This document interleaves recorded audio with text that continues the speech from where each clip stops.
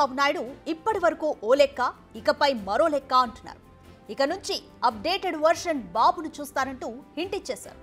ఇంతకీ ఈ మార్పు ఎవరికి మేలు, ఎవరికి చేటు? కొత్తగా ఎంపికైన టీడీపీ ఎంపీలతో చంద్రబాబు నాయుడు సమావేశమయ్యారు. అందరికీ కంగ్రాట్స్ చెప్పారు. బాగా పనిచేయాలని హితబోధ కూడా చేశారు. ఇదంతా రొటీనే. బట్ ఈ మీటింగ్ లో ఆయన చేసిన కొన్ని కామెంట్స్ ఇప్పుడు చాలా ఇంట్రెస్టింగ్ గా మారాయి. ఇంతకీ ఆయన ఏమన్నారంటే, ఇక నుండి సరికొత్త చంద్రబాబును చూడబోతున్నారు. ఇక నుంచి ఏపీలో బ్యూరోక్రాట్స్ పాలన ఏమాత్రం ఉండదు. ఉండేది రాజకీయ పాలనే. ఇది కన్ఫర్మ్. చంద్రబాబు మారరు అని అందరూ అనుకుంటారు. But now I'm changed. ఇది చంద్రబాబు ఇచ్చిన స్టేట్మెంట్.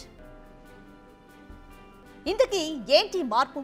ఎలాంటి మార్పును ప్రజలు చూడబోతున్నారు? బ్యూరోక్రాట్స్ పాలన కాదు, రాజకీయ పాలన చూడబోతున్నారు అంటే అర్థమేంటి? నిజానికి చంద్రబాబు పాలన అంటే కంప్లీట్ బ్యూరోక్రాట్స్ ఉంటుంది. అధికారుల సలహాలు, సూచనలతో పాలనను సాగించేవారు. పాలన విషయంలో నేతల కంటే అధికారుల సూచనలకే ఎక్కువ ప్రాధాన్యం ఉంటుంది. అన్ని శాఖల్లో అధికారులను పరుగులు పెట్టించేవారు. దీనిపై పార్టీ నేతల్లో కూడా ఒక రకమైన అసహనం కనిపించేది. తమ మాటలను పట్టించుకోవడం లేదన్న భావన కూడా ఉండేది. దీనిపై చాలాసార్లు ఆయనకు ఫిర్యాదు చేసినా పట్టించుకునేవారు కాదు. గవర్నెన్స్ లో రాజకీయ జోక్యాన్ని అంగీకరించేవారు. అందుకే చంద్రబాబు మారరనే గుసగుసలనిపించేవి. ఇదంతా పాస్ట్. ఇప్పుడు వారు వీరు అనడం కాదు, నేరుగా చంద్రబాబే చెబుతున్నారు తాను మారానని. బ్యూరోక్రాట్స్ పాలన కాదు, పొలిటికల్ పాలన ఉంటుందని. అంటే రాజకీయ నేతల సలహాలు, సూచనల మీదే పాలన ఉండబోతుందని చెప్పకనే చెబుతున్నారు చంద్రబాబు.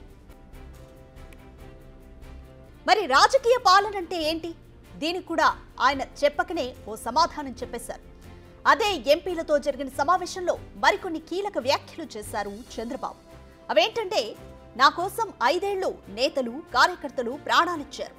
మెడపై కత్తి పెట్టినా జై టీడీపీ, జై చంద్రబాబు అన్నారు. ఇకపై ప్రతి అంశాన్ని నేనే వింటా, నేనే చూస్తా. అంటే తాను ఇకపై పని చేయబోయేది పార్టీ నేతలు, కార్యకర్తల కోసమే అని చెప్పకనే చెబుతున్నారు చంద్రబాబు. విషయం ఏదైనా తన వద్దకు రావాల్సిందే, తానే పరిష్కరిస్తానని చెబుతున్నారు. నిజానికి ఇది టీడీపీ నేతలు, కార్యకర్తల్లో ఆత్మస్థైర్యం నింపే స్టేట్మెంట్. ఇక మరో కోణంలో చూస్తే విపక్షానికి డెడ్లీ వార్నింగ్ ఇచ్చారు చంద్రబాబు. ఇకపై ఏం జరిగినా ఉపేక్షించేది లేదని, గతంలో లాగా విపక్ష నేతలు చేసే పనులకు సంబంధించి చూసి చూడనట్టుగా వివరించేదే లేదని గట్టిగా సమాధానం చెప్పి తీర్తామని చెబుతున్నారు చంద్రబాబు.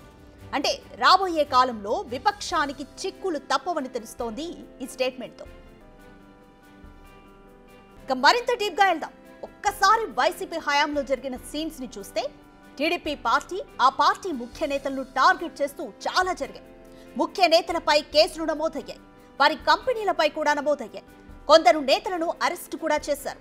కొన్ని కంపెనీలకు ప్రభుత్వాధికారుల నుంచి సరైన సహకారం కూడా లభించలేదు. లోకేష్ పై కేసులు నమోదయ్యాయి. చంద్రబాబు అయితే ఏకంగా అరెస్టు కూడా అయ్యారు. సో టిట్ ఫర్ టాట్ అన్నట్టుగా వ్యవహారం ఉండబోతుందా? వైసీపీలోని కీలక నేతలను టార్గెట్ చేయబోతున్నారా? వారి కంపెనీలు, ఆస్తులపై టీడీపీ సర్కార్ స్పెషల్ గా ఫోకస్ చేయబోతుందా? గత హయాంలో జరిగిన అన్ని పనులకు సంబంధించిన వాటిపై దర్యాప్తు జరగబోతుందా? వైసీపీ హయాంలో అన్ని తానే వ్యవహరించిన వారికి చిక్కులు తప్పవా అనే ప్రశ్నలపై ఇప్పటికే పొలిటికల్ సర్కిళ్లలో డిస్కషన్ ప్రారంభమైంది. అంతేకాదు, ఇక్కడ మరో విషయం కూడా అర్థమవుతోంది. పాలనలో అధికారుల జోక్యం కూడా ఎక్కువగా ఉండబోదని అర్థమవుతోంది. వారిని కేవలం వారి వ్యవహారాల వరకే ఉపయోగించుకోవాలని చంద్రబాబు డిసైడ్ అయినట్లు కనిపిస్తోంది. ఓవరాల్ గా చూస్తే చంద్రబాబులో వచ్చే మార్పు టీడీపీ నేతలకు మేలు చేసేట్టు కనిపిస్తుండగా, విపక్షాలను మాత్రం చిక్కుల్లో పడేసేట్టుగా స్పష్టంగా కనిపిస్తోంది. బిగ్ టీవీ అవుట్లుక్ కథనాలు నచ్చితే వెంటనే బిగ్ టీవీ ఛానల్ ను సబ్స్క్రైబ్ చేయండి.